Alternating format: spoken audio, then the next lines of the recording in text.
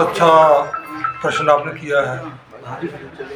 जब से प्रदेश में कांग्रेस सरकार बनी है और विशेषकर जब से नालागढ़ में उपचुनाव हुआ और विधायक हरदीप बाबा जी बने, तब से तीनों चीज़ें, खनन माफिया, स्क्रैप माफिया और चिट्टा माफिया, नशा, इसका पूरा प्रचलन हो गया है। खुलेआम दुकानों पे नशा बेचा जा रहा है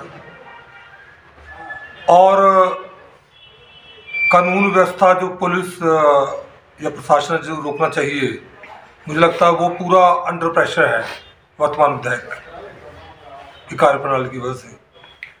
और मैं कहता हूँ हंड्रेड्स, सैकड़ों के हिसाब से हैवे जो है, टिपर्स, जो हमारा बहुमूल्य मिनरल, जो हमारा खनिज, रेत बजरी जो है, वो पंजाब को जा रही है, हरियाणा को जा रही है और कोई पूछने वाला नहीं है। रात को तो खनन होता ही होता है, दिन में भी हुआ है।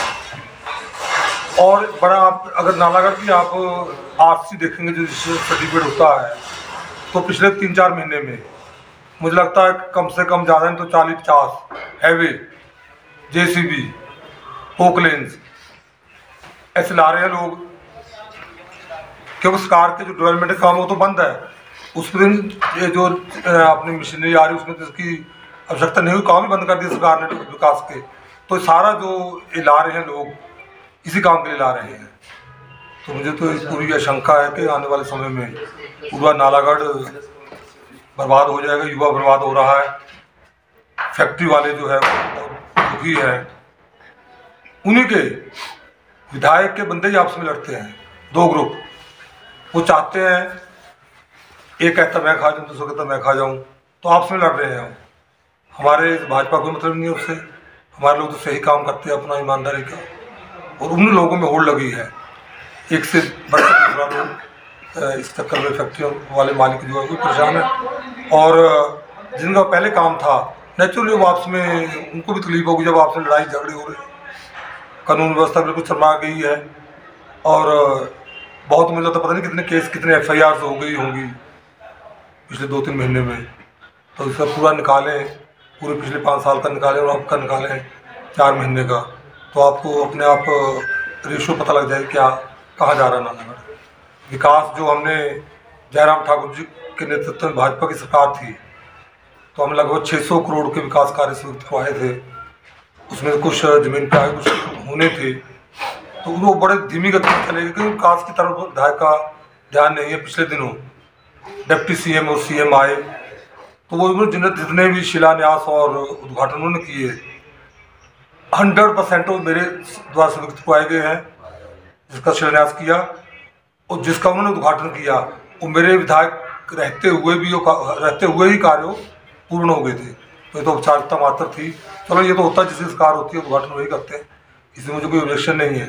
परंतु मैं चाहता हूँ जिस वादा करके लोगों से, युवाओं से कि आपको नौकरियाँ देंगे, 50,000 की नौकरी देंगे, काम देंगे आपको, तो काम तो मिला था 10-20-50 लोगों में सिमट गया वो लड़ाई झगड़े में। और ना युवाओं को नौकरियाँ मिल रही हैं फैक्ट्रियों में, और ना काम मिल रहा है, और विकास के कार्य पूरे ठप है। बाकी प्रदेश की सरकार तो आप जानते ही हैं कि कैसे है, चाहे गोबर की बात हो 2 रुपये किलो वाली, चाहे युवाओं को नौकरियों की बात है, चाहे महिलाओं को 1500 रुपये की बात है, कोई भी वादा जो है, कोई भी जो गारंटी है कांग्रेस का पूरा नहीं कर पाई।